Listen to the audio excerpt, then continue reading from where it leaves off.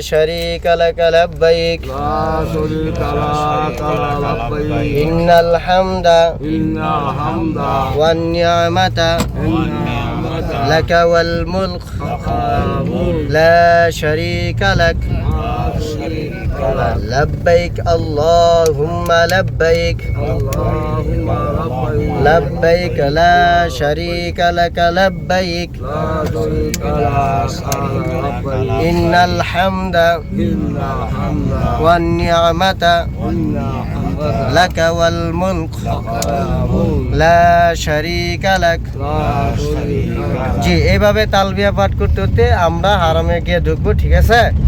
এরপরে আমাদের কাজগুলো করবে ইনশাল্লাহ, ঠিক আছে? এবার মনে মনে তালবিয়া পাঠ করতে থাকি। এর সাথে এবারে জি এখন আমরা সরাসরি আমরা চলে যাব, আমরা হারাম শরীফের দিকে চলে যাব। আমরা মিকাত মসজিদ থেকে ইনশাল্লাহ চলে যাচ্ছি।